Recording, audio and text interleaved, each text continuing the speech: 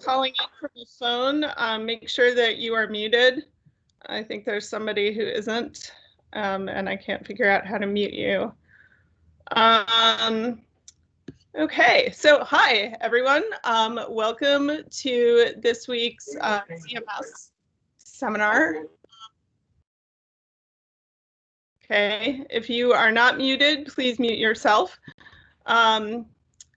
Anyways, today's speaker is Demian Saffer, and he is a geophysicist whose research focuses on, this is going to be one geologist butchering another geologist's specialty.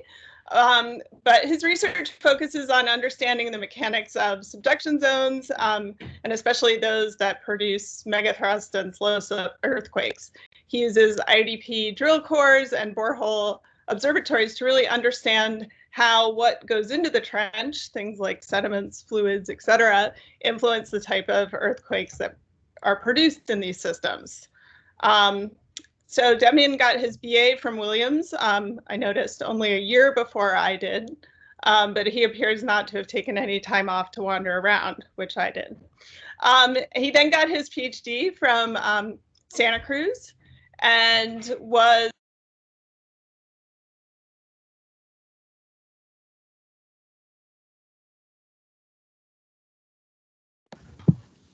You muted. Amelia, we can't hear you anymore.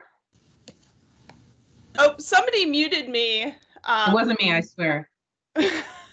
Where did you stop hearing me? Santa Cruz. Yes. Oh, okay. He got his PhD at Santa Cruz. Then he was a professor in Wyoming, and then moved to Penn State, where he was a professor and a department head until late last year. Demian has advised over 16 PhD students, 10 master's students. He was an associate head of department for graduate programs and research. He's very involved in IODP, and he's been a co-chief scientist on 5 expeditions, so seems to be a glutton for punishment. He has over 125 publications, and he is now in his new position as the director at UTIG, where he took over for Terry Quinn when Terry went to NSF.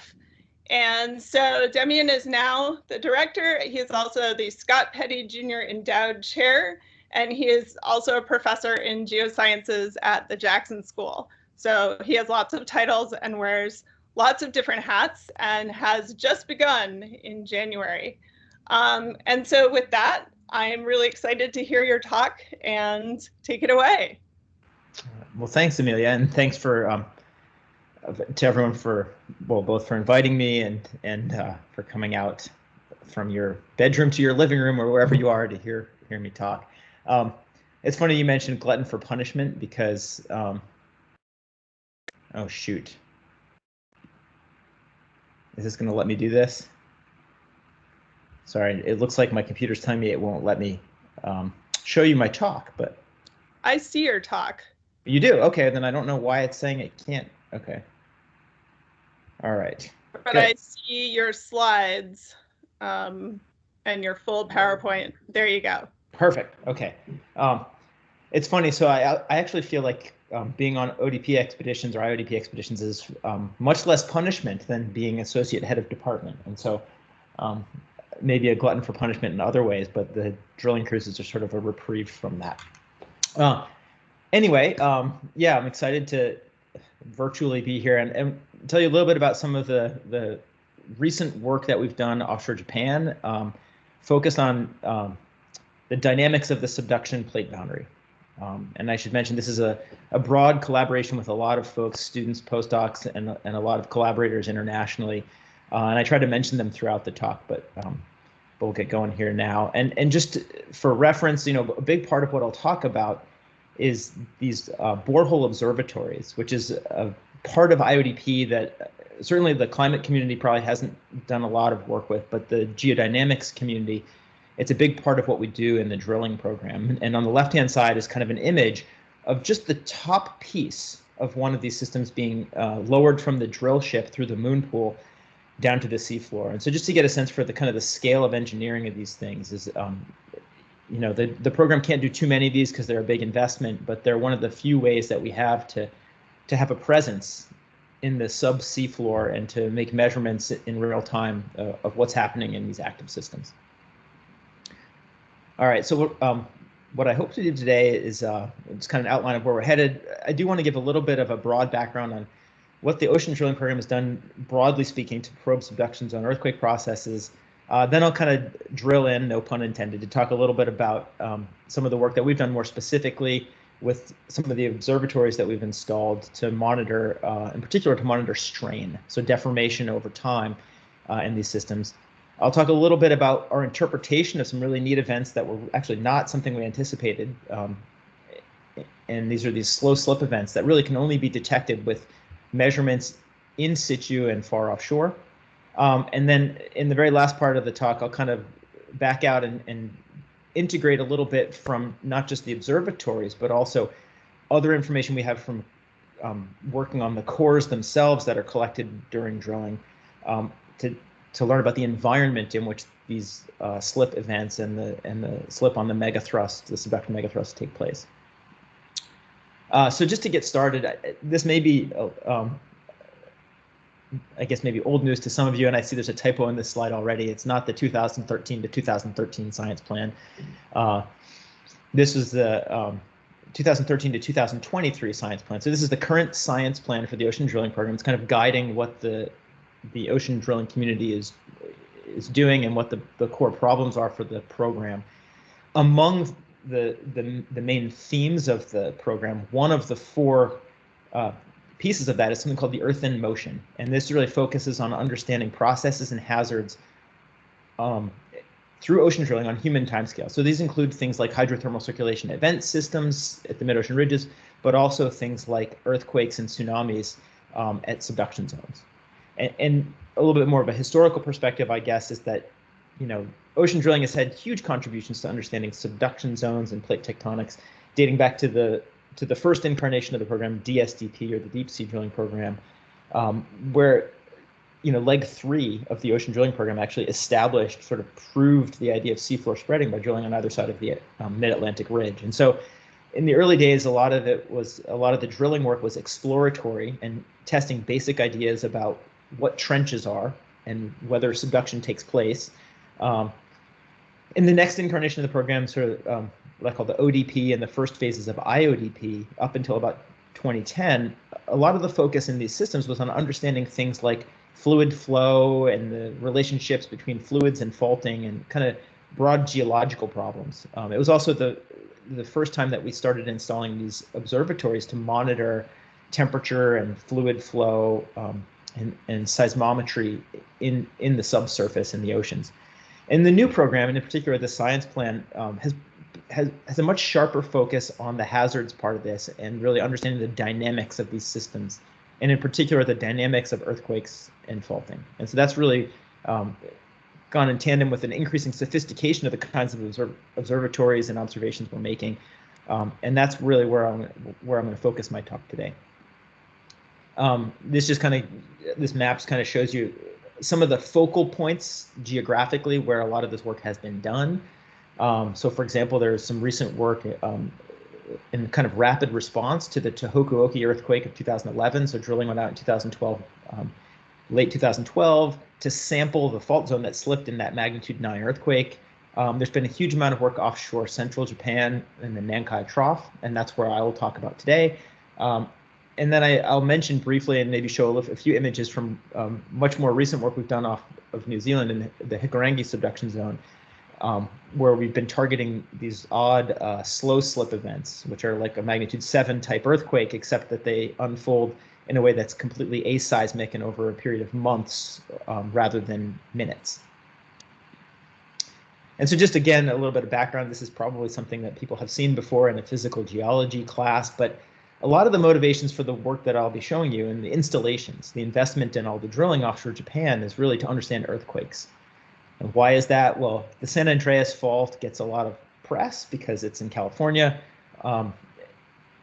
Turns out that subduction zones far and away dwarf the amount of seismic energy and the amount of moment that's released in any kind of earthquakes on the planet. And so that's kind of what's shown on the top left, is that purple part of the pie chart is subduction zone earthquakes, and then that little part of the pie chart is kind of everything else.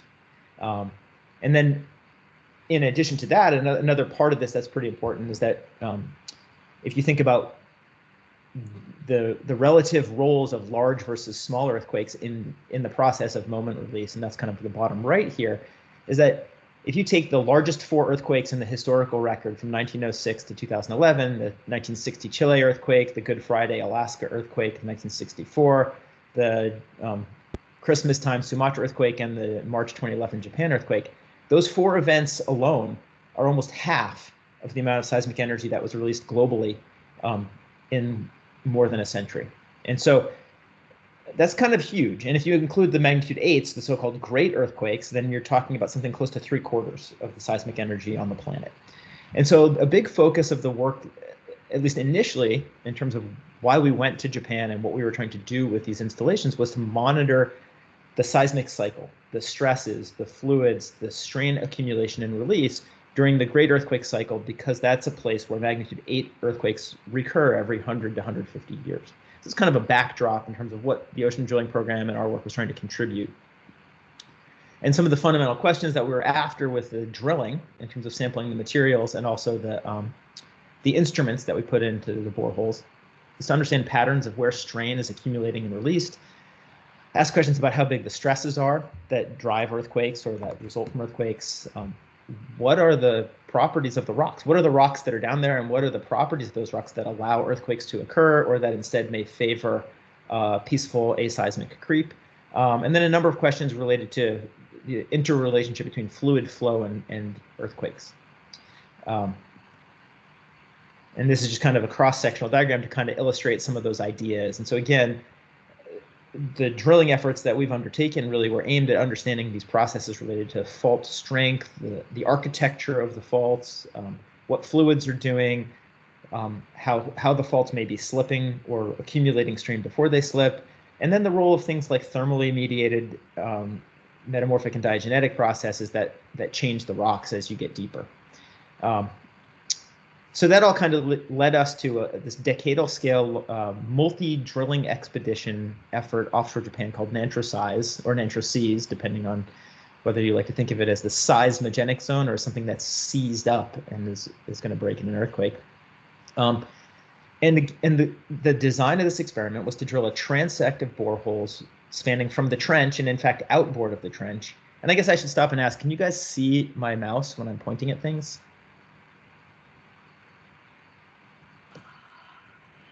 No. Oh, darn. Okay. I'm not sure if there's a way that I can do that. So I will just try to direct your eyes to things and places on the slide rather than waste time trying to figure it out in Teams here. So on the right-hand side is a seismic section that's a cross-section along the dashed line on the map. And you can see all these little black vertical lines are boreholes that were drilled. These are actually a subset of what is now 23 boreholes that have been drilled in this, actually 24 boreholes that have been drilled in this system. So it's kind of like a pin cushion, sampling everything from the sediments on the incoming plates. This is to the far right, sampling the shallow fault zone. This is kind of near the trench on the right-hand side of that seismic section, and then up onto the upper plate in the hanging wall of the fault system. And the two colored holes here, C10 and C2, the blue and the red, are the two where we've actually installed instruments that are providing time series data and long-term monitoring. The other key part of this on the left-hand side in the map is you can see that the maroon tracks and those things that look like kind of like stars with dots on them, those are the layout of a cabled network. So this is a fiber optic cable that is actually streaming power out and data back to shore in real time. And so I could tell you, I could go to the web right now and we have a server where we're pulling the data from these two borehole observatories from a server in Japan, literally minute by minute in real time. And so we can see things happening at a frequency of basically 1 sample per second. And the goal here was to instrument this zone surrounding and around the most recent large earthquake. So this is the magnitude 8.2 earthquake that took place in 1944, and that's what the black contours show in the map, is the slip distribution in that earthquake. And so the idea was to monitor and sample the region associated with and the fault zone that spawned that earthquake. Now, I don't want to go into gory detail here, but just to give you a sense for what these observatories look like, and that's going to be the focal point of the talk here, is there are now 3 places. I mentioned 2.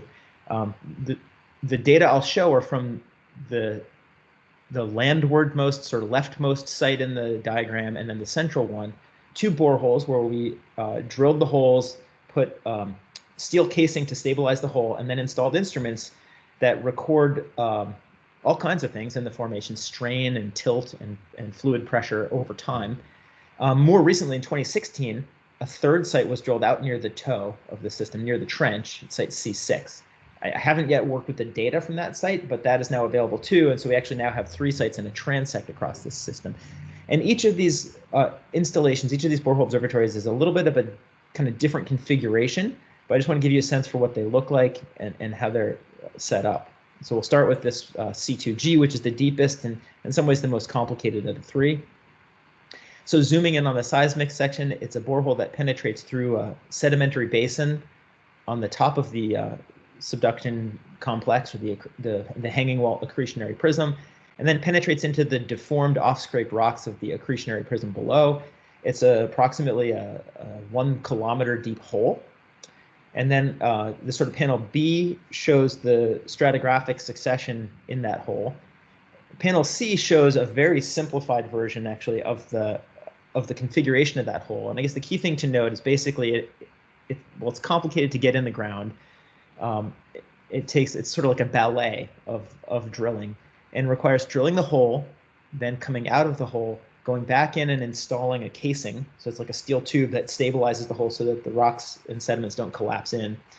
Then pulling that back out, installing instruments, and then cementing those instruments in place so that they're coupled to the rock, and so that they're isolated from communication with the ocean above, because if we're trying to measure, say, the pressure of fluids in the formation, we definitely don't want an open conduit through this straw, essentially going from the ocean down to the bottom of the hole.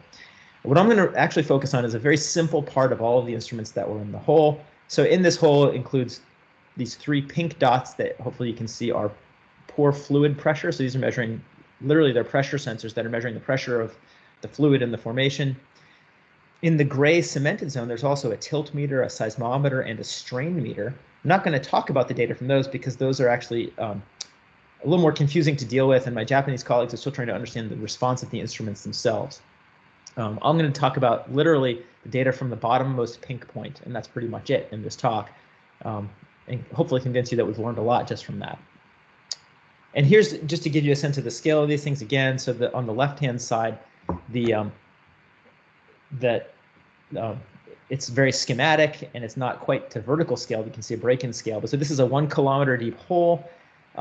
And the way this works is basically near the bottom of the hole, we have these mini screens that look a lot like what you might have in a terrestrial well, and they provide a way for fluids to communicate from the sediments or the rock, the formation, into this tubing, and then we measure the pressure with a pressure transducer. Further up the hole, in order to make sure that we're not contaminating our signal with pressure of the ocean above, we want to isolate this completely. We have a packer that's basically like if you ever had one of those dinosaur or animal things that you, when you're a kid, that you put in a tank of water, in like a fish bowl, and then it expands to 10 times its original size and it becomes all goopy and smushy. That's basically, this is a higher tech version of that. It's called a swellable packer. So it doesn't have any moving parts, but it's a great way. Oil companies use these a lot to seal off boreholes so that they can produce oil. In our case, we did it to isolate from the ocean. And then the business end of this thing is the wellhead up at the top, and this is where we actually have all of the electronics and the data loggers. And so we can either plug in with a submersible, manned or robotic submersible, or in our case, we plugged that fiber optic cable to it. And so we actually are getting real-time data streaming back to shore. Here's again what they look like a little bit closer up. So this is that wellhead. Again, get a sense for scale, and you can see these valves here, and then this gray tubular thing on the far right of the slide is basically where all of the pressure data loggers sit, and that's where we plug in. And right now, this is Alex Rosner, who's from Modern in Bremen, Germany, and Laura Wallace, who you may recognize from her hairdo. They are pressure testing those valves and the sensors before we deploy them, because it's our last time that we have access to everything. So that's one of the borehole observatories. The second one, site C10, we installed across a fault zone. And so this is now, just to go back, so this, you can see this fault zone, this sort of black dashed line that then becomes a solid line near the seafloor. That is a major fault zone that branches off of the main plate boundary. So the goal here was to install sensors basically right at and immediately above that fault zone. That's at about 500 meters depth below the seabed. And in this case, we have a borehole that, again, it's a different configuration, but on the right-hand side, you can see a schematic of that. And the idea is that we had, again, casing. So this is that steel tubing that goes in and stabilizes the borehole. That's perforated, so it has holes in it that allow fluids from the formation and pressure signals from the formation to get into the inner part of this hole, and then we can register that and measure what the pressure is in the formation. And this is just kind of a close-up again of the scale of even this system, get a sense for what goes down the borehole. You may notice that on the right-hand side, the instruments that are getting installed into the borehole says happy on them, and that's because if you're the chief scientist, you can write whatever you want on these things, and this was deployed on my 5th wedding anniversary, and so this says happy, and then the other side it says anniversary, and that was basically the best I could do as an anniversary gift. And it may or may not have gone over well. I still am not sure. Okay, and then I'm not going to show you the details of this, but again, there's a third observatory out near the trench that again provides this transect of observations. One of the things I just wanted to point out is that, you know, for better or worse, these are really pretty complicated things to install, and so there's a lot of risk at every step of the way. And the top panel just shows an example. This is actually not from the boreholes that I just showed you. This is from a more recent expedition off of New Zealand that we installed observatories. But each one of these panels in the top panel, or each one of these sort of sketches, is a sequence in the drilling operations just to get the instruments in the hole. And so it's something, you know, it's on the order of a dozen different steps. And each time you're putting the drill pipe down and then pulling it back up, and the whole while trying to hold position over this in the face of ocean currents and waves, and hoping that nothing happens down at the bottom, or that you're able to get back in and out of the hole without anything going wrong. And so it's a kind of a complicated ballet. Still requires brute strength. And so these are some images of the crew actually literally manhandling or person handling some of the equipment to get it to fit and to get things threaded properly. And we don't need to see that, but I did also, you know, this is on the way down the hole. This maybe was an omen for us, but on the way down, lowering things through the ocean, there's a camera so you can see what's happening. And this is one of the things we saw, is that apparently these instruments are pretty attractive to the wildlife. And so this guy was not expecting, it's probably about a 1 in a billion chance that that particular part of the ocean column was going to be occupied by a piece of steel as the squid was swimming by. And he or she got very unlucky, I suppose. Did not see that coming. All right. So anyway, so when we look at the data from these things, you know, the goal here was really to use the pressure records, again, the sort of pink dot at the bottom of this hole on the left, as a way of doing geodesy, of measuring deformation in the Earth's crust. One of the problems with that is you're looking essentially for a needle in a haystack. And what I mean by that is what we actually register, even down at the bottom of this hole, is mainly the ocean tides. And so that's what's shown in that time series on the right. Is the red is pressure that's monitored at the top near the wellhead. That's basically the ocean pressure. And you can see the daily tides and you can see the fortnightly tides sort of embedded in there. And then what we see below is essentially an elastic response to the fact that the ocean weight is increasing and decreasing. So it's perfectly in phase with what's happening above. And it's damped because when you're down below, some of that added weight is supported by the material, by the rock, and some of it is transferred to the fluids in the pore spaces. And so you get like a 70% return on that. But to us, that's the noise. What we want to see is something that's probably far smaller than this. And so the first step is to somehow remove that oceanographic signal, which I know to some folks may seem like blasphemy, but that's what we need to do geodesy with these data. And it turns out that because we have this pressure record on the top side of this thing, we can do an empirical correction. We know exactly what the forcing is for that oceanographic loading.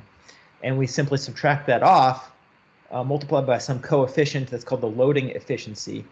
And we can do an empirical correction. And when we do that, you'll notice the scale here is about, ocean tides are about 1 meter, so that's about 10 kilopascals plus or minus of pressure change. And now when you remove the tides, you actually see the scale here is far less than a single kPa. And you can see in this particular example, we see a small earthquake. This was a magnitude 4.7 earthquake that occurred regionally. And we see essentially the seismogram and a small shift in pressure after the shaking from this small earthquake. And the noise level after removing the oceanographic signal is something like 0.5% or 0.25% of that tidal oceanographic noise. And so we're really very effectively able to smooth out or to remove that oceanographic noise. And that's really critical for us to be able to do things like see earthquakes or other small signals related to the stresses and strains or creaks and groans in the rock. So the other piece of this is that if we actually want to do a good job of not just saying, oh, the rock got squeezed or the rock got stretched, which we could imagine we might be able to do simply by seeing whether the pressure went up or down, we actually want to quantify that. And so the bottom left kind of shows you a way, the conceptual idea, the way that this works is that if you have something that's squeezing the rock mass, it's being deformed, say, because you're in between earthquakes and things are being loaded up, then the pressure in the formation would go up. And then during or after an earthquake, if things are relaxing again, you might expect the pressure to go down. Turns out that we have a couple of different ways that we can go from just that simple conceptual model to a real quantitative way of mapping between the amount of pressure change and how much the rock is actually deforming. One way to do it is theoretically by knowing the rock properties and the porosity. And so we've done that and can kind of do that in a forward way. And that's a theoretical relationship between the strain in the rock and the pressure change. The other way we can do it is we got really lucky while we were out here, or while our instruments were running, is that we actually have a really well-characterized magnitude 6 earthquake nearby that gave us essentially a field calibration for this relationship between the pressure change and the strain. And so basically what happened was on April Fool's Day of 2016, a magnitude 6 earthquake took place kind of where these red circles are. These are all aftershocks of that event, almost directly under our network or a little bit to the south or to the northwest of our 2 borehole observatories, which are the purple triangles here. And because it was a big enough event, we actually know how much it slipped and where that slip patch is. And we can do a forward model where we say if you had that earthquake, it should cause a particular amount of strain at the 2 borehole observatories where we have instruments. And so it's kind of a nice, again, a field calibration. We have a known signal that did something. And what does it look like in our observatories? And it's really well constrained, not just because there was an earthquake, but also because of that whole network, that cabled network with all those maroon dots I showed you before. Each one of those registered a change in a vertical motion, a change in the ocean depth. And so the actual location of the patch that slipped in that magnitude 6 earthquake is really well defined. And so it's a pretty well constrained little again, field calibration. So basically what this did is that both of the boreholes, and we can do a little thought experiment here, I'll go back to this slide. If you have a thrusting earthquake event somewhere near these little red circles, you imagine that's going to shove the upper plate or compress the upper plate at both of our purple triangles. And indeed, that's what we see. So if you look at the red curves here in the upper left, they basically show at 2 different time scales the before pressure, and then the earthquake happens as that big spiky thing, and then the after pressure, essentially. You see that the pressure rose at both of the borehole observatories, and that makes sense because that earthquake caused compression, squeezed the rock at both of those places. The really neat thing is that the amount by which it caused compression,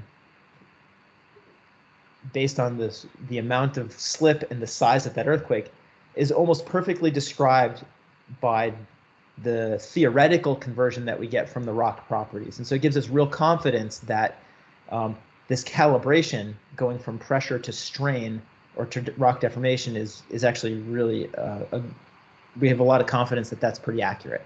And so it's kind of a nice, fortuitous but key part of this story is that we can do more than just speculate or be qualitative in thinking about how much things moved. So what do we see when we look at these pressure records? This is really now the coolest part of my talk, if you ask me. After removing the tidal signatures, and I should tell you, so in every one of these slides I'm going to show you from now onward, blue is always site C2, and that's color-coded in the cross-section at the lower right, and the red is always from site C10, which is the one that's a little bit closer to the trench, also in that cross-section there. And so what we observed is after we removed the tides, we start to see these spontaneous changes in pressure.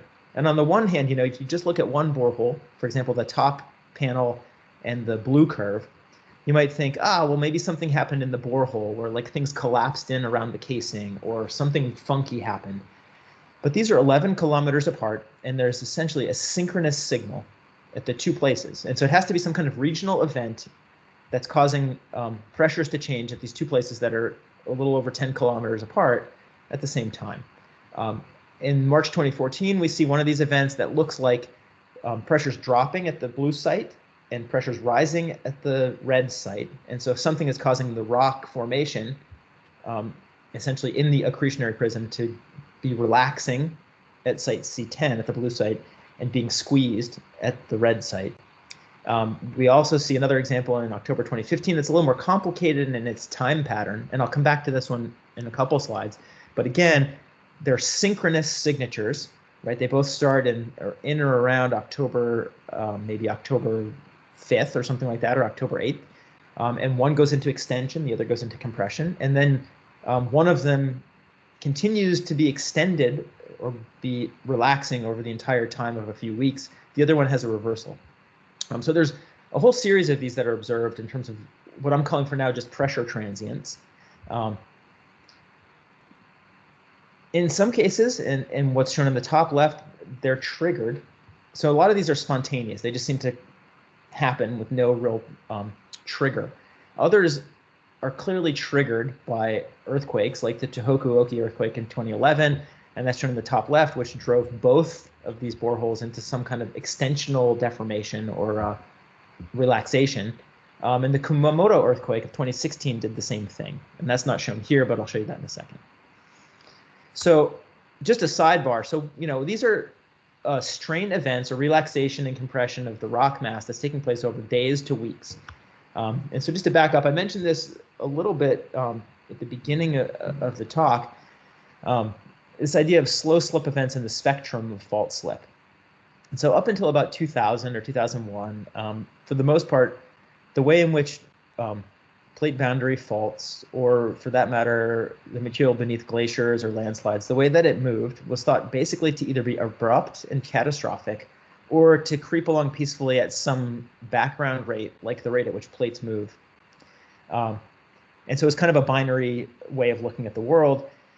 And starting in about 2001, so for the last 18 plus years, with the advent of continuous GPS and much better seismological networks, what's been revealed is actually that these systems, not just fault zones, but also beneath glaciers and landslides and all over the place, and all kinds of geologic and tectonic settings, they move in a whole spectrum of behaviors, and these different kinds of phenomena are nearly ubiquitous, meaning different depths, and ranging from the surface all the way down to 30 kilometers depth beneath the coastline of Cascadia, offshore the Pacific Northwest, and beneath glaciers, beneath landslides, everywhere. And so it's really raised fundamental questions about the conditions and mechanisms of like how do earthquakes work, how do fault zones work, and this spectrum spans from these slow slip events that take place over months and might have the equivalent slip to a magnitude 7 or 8 earthquake at the large end of the spectrum, all the way to regular earthquakes that unfold in a matter of seconds to minutes.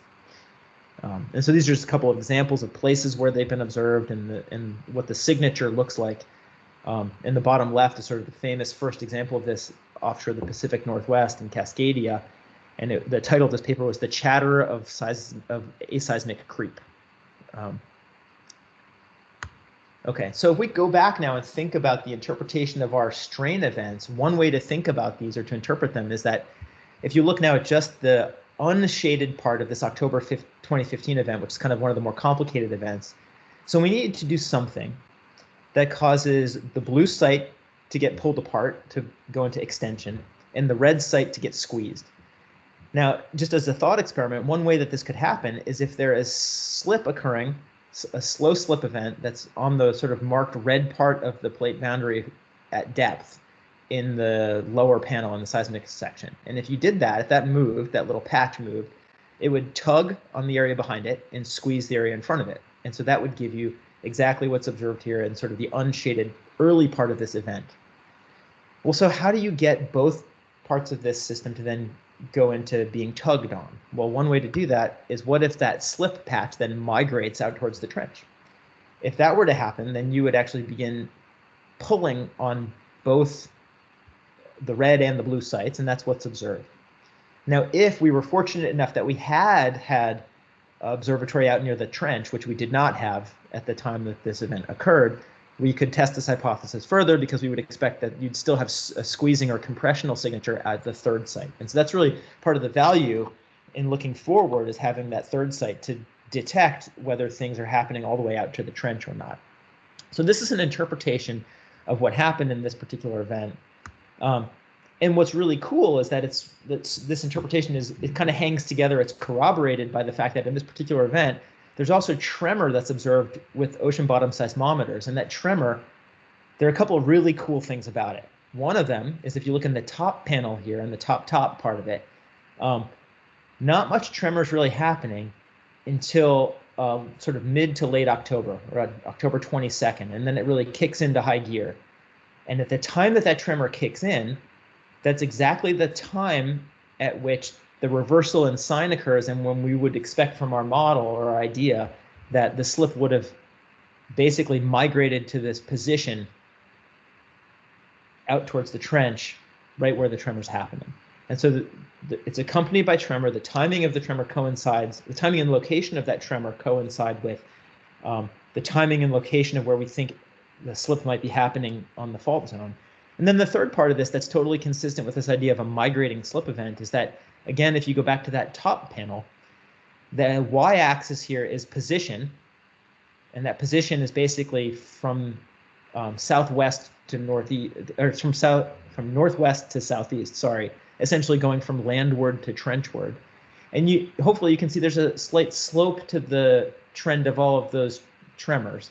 And that is basically indicating that things over time on the x-axis are getting closer and closer to the trench. So there's a migration of the tremor that actually is exactly what you'd expect if the tremor is responding to this slip event that's migrating out towards the trench. So that's one cool part of this. The other cool part of this is that the tremor only coincides with a certain part, both in time and in space, of the slip event. And so for the sort of seismology aficionados here, what that means is that a lot of ideas about these slow slip events and their signature in earthquakes and tremor, we don't have a lot of data to test them, but this is one case where we do. And what it says is that it may seem kind of simple, but it means that the slip is happening everywhere, but that the tremor only happens in some places and times. And so it means that the slip is driving the tremor to happen, almost like they're bristles on a brush. And that's one of two end member ideas that the seismology community has had, where the other is actually that the tremor is really driving everything and pushes the fault to slip. And it looks like that's not the case here, that the tremor is more like a passenger. And so that's kind of a really neat seismological geodynamic insight that we've been able to glean from the observatory data, and that the drilling program has really contributed to. The other kind of interesting thing, I don't want to make too much of this, but in map view, there's where that black arrow has just appeared on the screen. There's a little linear trend of tremor that actually coincides with where that splay fault that I mentioned, that we penetrated at site C10, where it outcrops. And so there's some kind of hint or a tantalizing idea, and we're testing this now with more complicated models, that maybe that that splay fault also participated in the tremor genesis and slow slip event, but that's a little bit speculative. And this is just to point out, so that was one event, and then this is now the triggered event from the Kumamoto earthquake. And again, you can see it's really energetic and migrating swarm of tremor. And so again, the migration is shown by the fact that as you look at the top panel, the y-axis again is distance along the transect, and then the x-axis is time. That there's a sort of a very slight but clear trenchward migration, upward slope of that tremor, indicating that it's propagating or migrating toward the trench. And in this case, we lost signal from the red site, but the blue site is showing very clear extensional strain or extensional deformation, totally consistent with a slip patch that's further out towards the trench or further out in the system that's essentially tugging on that borehole. And then just to kind of sort of wrap up sort of the summary of the observations here, in other cases, there's very little tremor activity. So they're not all associated. Some of these slip events seem to be much more silent than others, and they're not associated with a lot of tremor and seismic radiation activity, and they're just sort of like creep events. So there's kind of a variety of signatures here that's also pretty rich and pretty interesting. Now, I don't want to get too far into the details of this, but one of the things we did, so we have 3 data points, which to most people is like not very many. And it's frustrating. I'd love to have more. Actually, we have 2 data points. We now have 3. So we wanted to ask the question, well, so let's suppose these are these slow slip events down on the plate interface below. What can we say about them? And basically, what we wanted to do was think about it, and the upper diagram here kind of illustrates this, is just some basic questions like, okay, well, can we say something about where slip might have happened? How big of a patch might have moved, and how much it might have slipped, 1 centimeter, 5 centimeters, a meter. And it turns out that even with the data we have, we can run a series of simple forward models where we say, let's just assume a patch of 10 kilometers or 20 kilometers in W, this width, and let's move its position to see what best matches the observations, or basically what works and what doesn't work, right?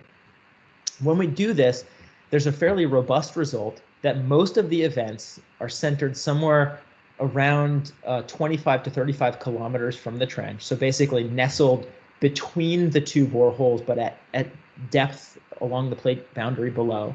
And the amount that the fault is actually slipping is on the order of 1 to 4 centimeters. So it's not much. These are pretty small events. And then I'll come back to this idea that it turns out that this location where these events seem to be happening is also coincident with some other things we know from other geophysical observations about this system.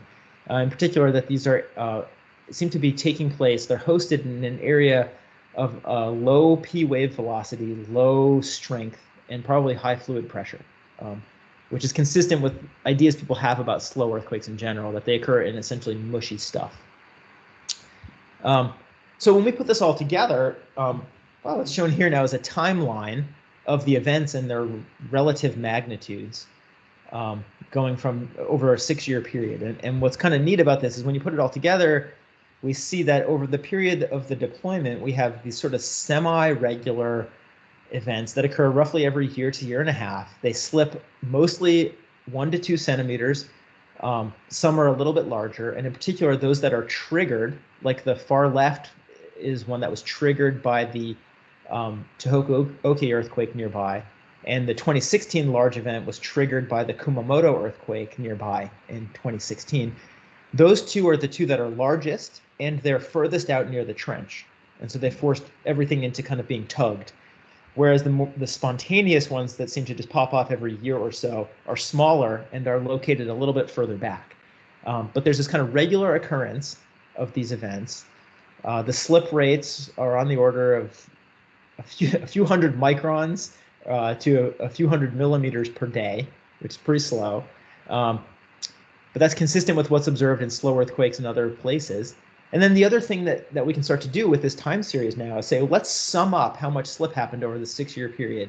And when we add it all up, 2 centimeters plus 1 plus 2 plus 1, and then compare that to how much plate convergence has taken place, it actually looks like this is the slipping clutch model. And so in other words, and that may only resonate for folks who have driven a stick shift, but what it means is that of the amount of plate convergence that's happening, something close to half of it is being absorbed and released by these slow events.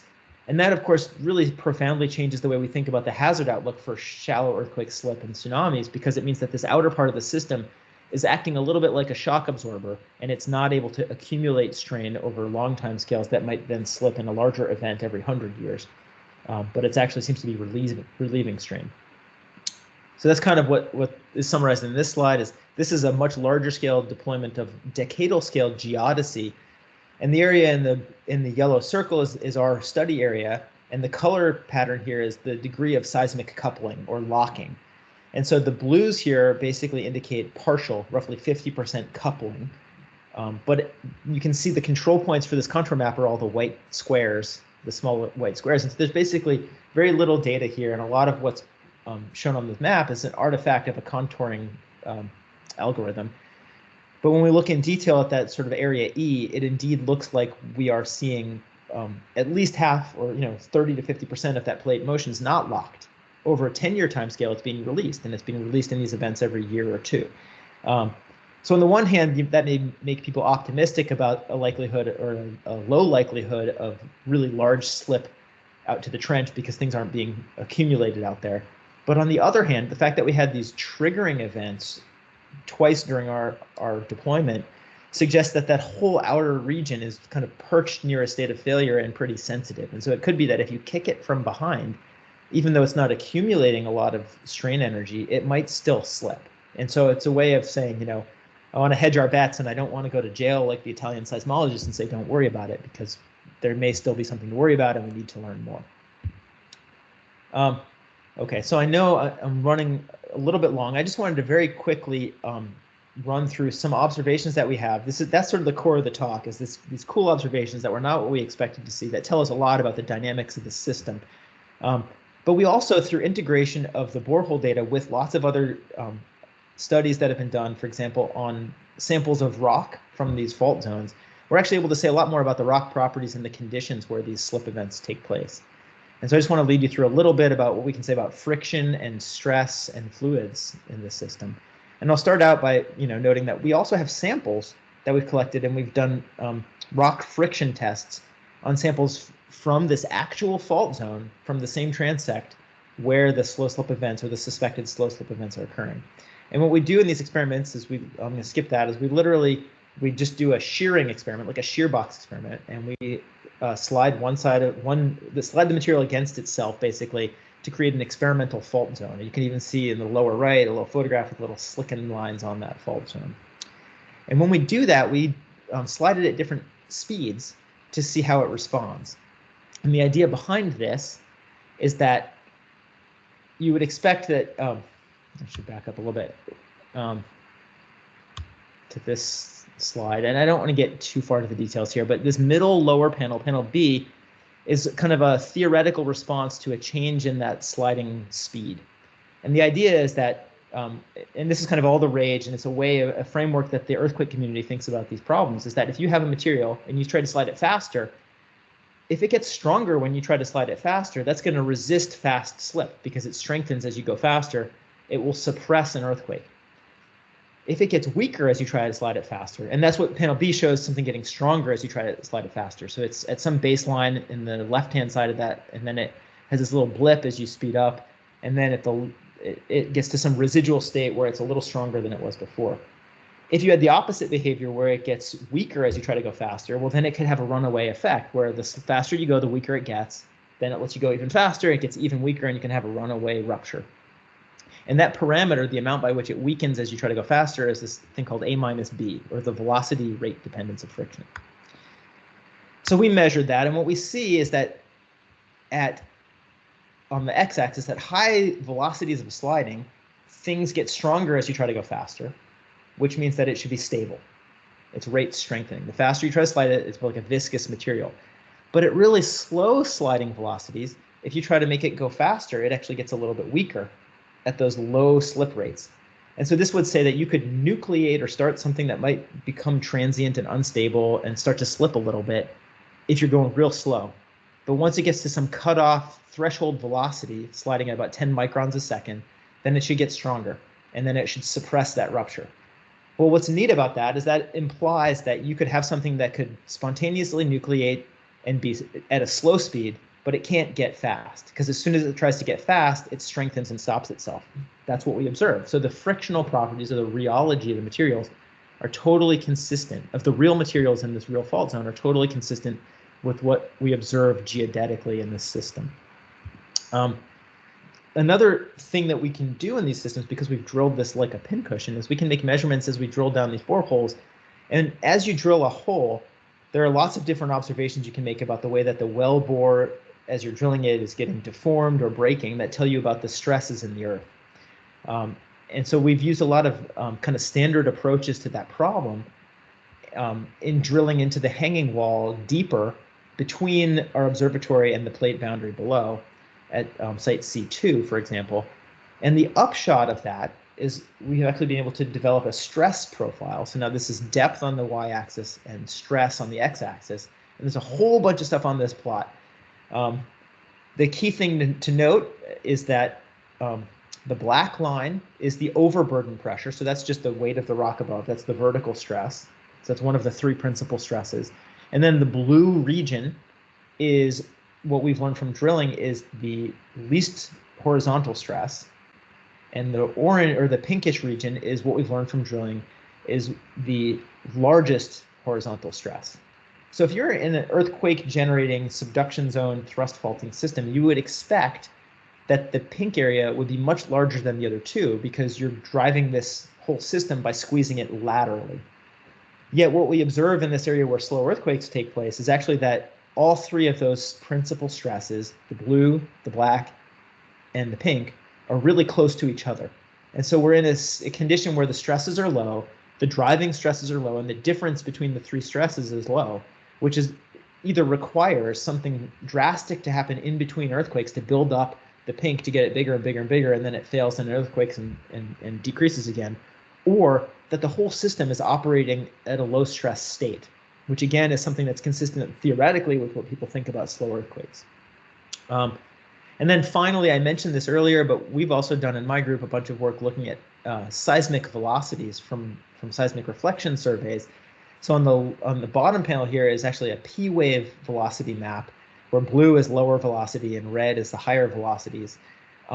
And this sort of lozenge of blue between about 40 and 20 kilometers on the x-axis and about 8 kilometers, 7 to 8 kilometers depth, that lozenge of low velocity material is basically right in the region where these slow slip events seem to be nucleating and where they're hosted on the fault zone. And so that low velocity, we've actually been able to quantify with a bunch of work that Hiroko Kitajima, who's now a faculty member at Texas A&M, but was a postdoc at Penn State, showed that one way you can get those low P wave velocities is if the rock has basically retained its porosity and not been compacted because the pore fluid pressure is really high. And so it's basically this juicy material that has been undrained during the process of subduction. And so it's a zone of low stress and high pore pressure. And that's also consistent with what we think we know about what would favor slow earthquakes as opposed to fast damming and rupture. So just to kind of sum up, and this is the last slide here, so what we see are these kind of, again, as a surprise to us, but these repeating spontaneous and triggered slow slip events that seem to occur near and maybe all the way out to the trench. They accommodate a big part of the subduction motion, and that could be really important when we think about hazards. They occur in this region that's characterized by low stress, high fluid pressure, and a rheology or a material behavior that promotes these kind of slow but not fast, unstable slip. So it all kind of hangs together as a story.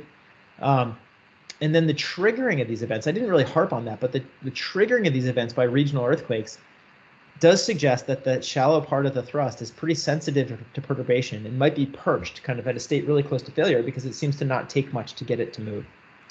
And with that, I would be happy to take questions. Thanks. Okay, thank you, Demian. That was great. And for those of you who've taken geological oceanography from me, some of this should sound familiar. So I'd like to ask the students if they have any questions first. Imogen.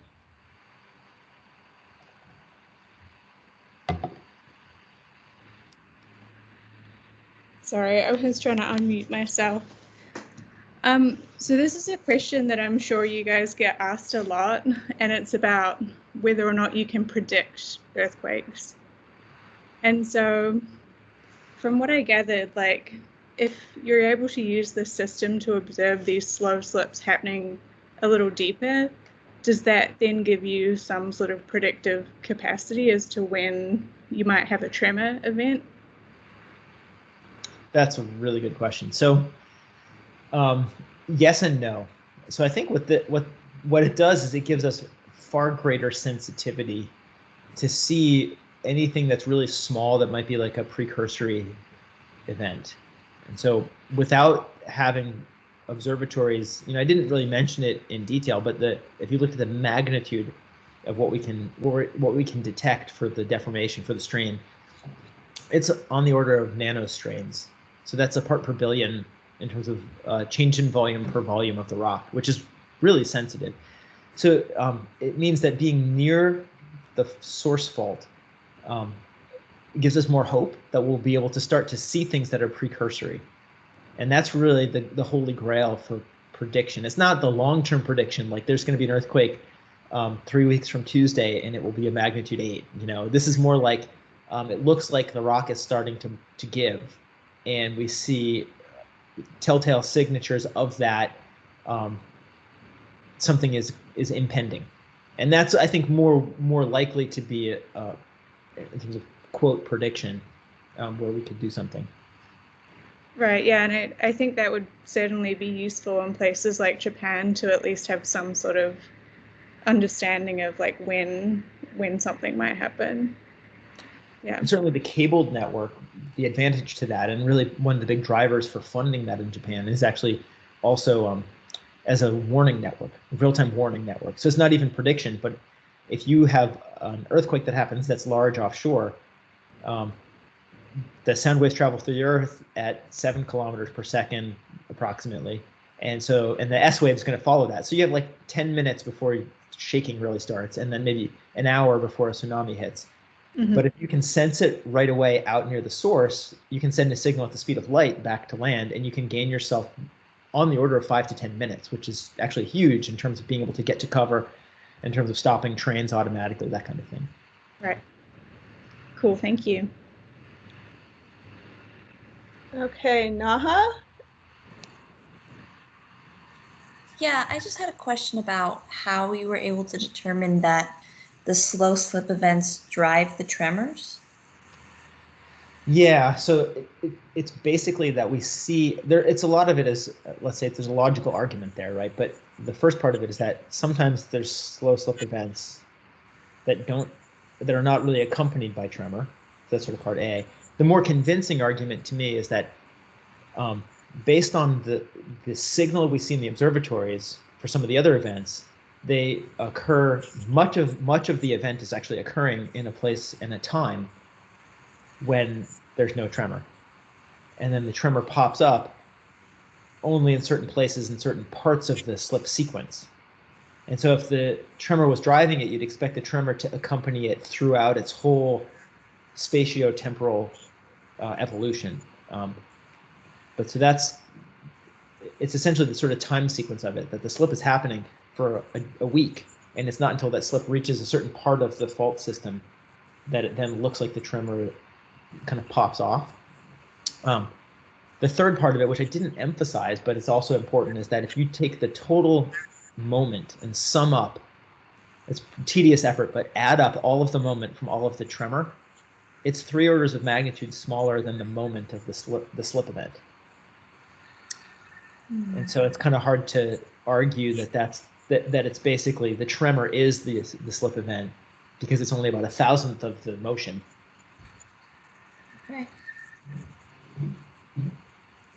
Okay, that makes a lot of sense now. Thank you. Okay. Any other students out there who have questions? If not, we can open it up to everybody. So if you have a question, raise your hand and I will try to call on you.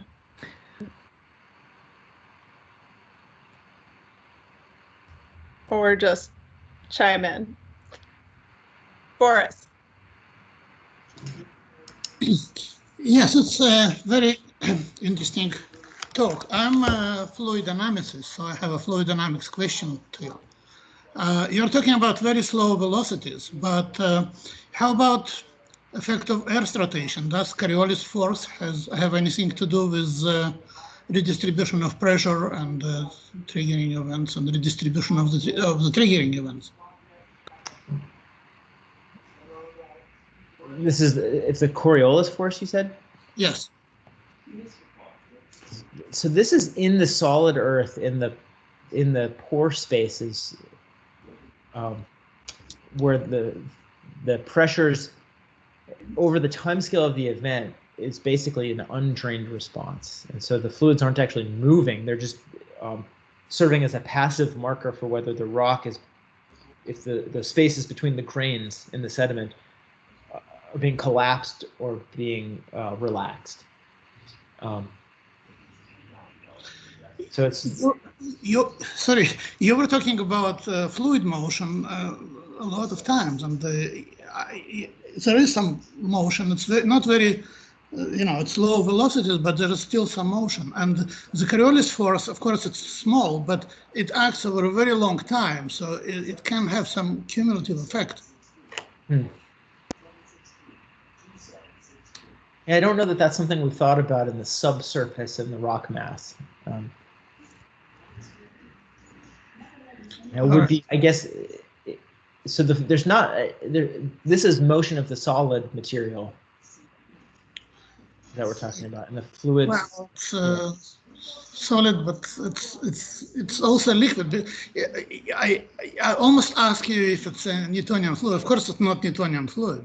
You have a different relationship between stress and strain, but there is some small velocity. So I was just curious. Another question which I have to you by the same token, it's a very simple question. You were talking about 10 to the 17th Newton per meter, the energy released in the shocks.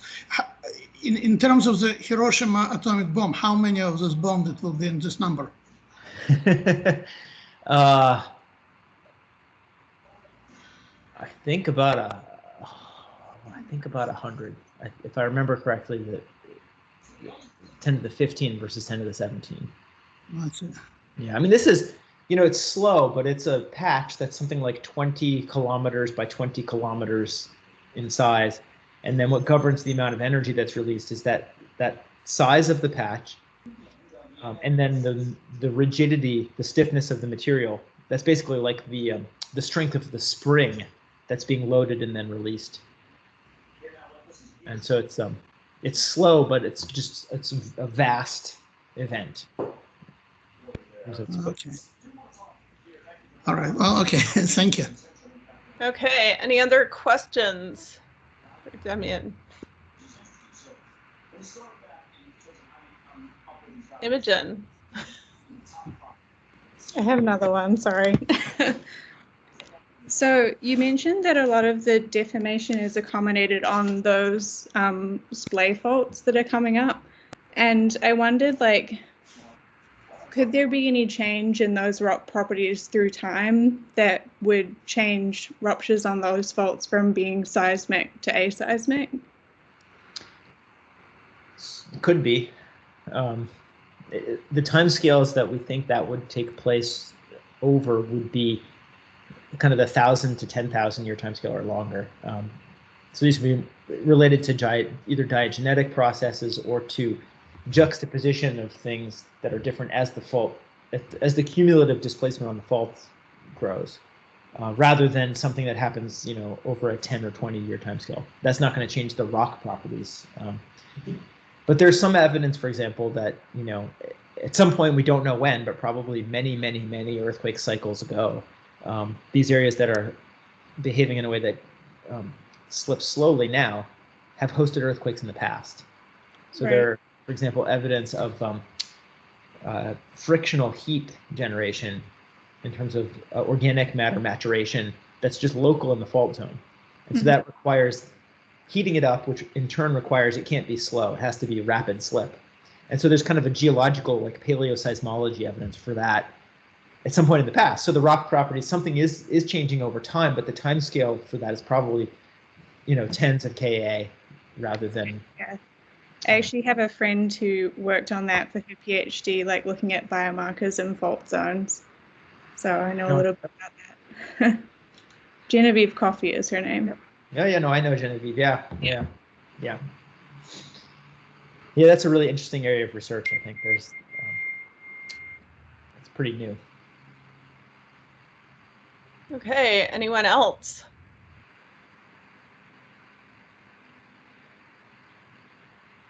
I think we're going to have a few talks later on in the seminar series that will be using data from these borehole observatories. So the biologists out there keep on thinking about what these observatories look like and how they were installed, because we're going to see a lot of biological data from them in upcoming talks. Okay, anyone else? You guys are quiet today. If not, I think we will end here, and everybody can thank Demian for giving a fantastic talk, and just really appreciate it, and really appreciate that you volunteered to come give a virtual talk. We can't really take you out to dinner or go to a bar. I know, I was going to say, no beer. Oh, it's okay. Yeah. Although on Monday, we might be able to go to the bars here in Florida because our governor has deemed it fine. Oh. So, newsflash. 50%. 50% capacity, so only half of us will be able to go. Well, thanks for having us. Yeah, appreciate it. It's great to have an opportunity to give a talk. Excellent, and hopefully we'll be able to get you here in the future in person. So, right, thanks. Okay, everybody unmute yourselves, say thank you, and we will sign off. Bye. Thank you. Thank you. Excellent, thanks. Have a good one. You too. Take care, everyone.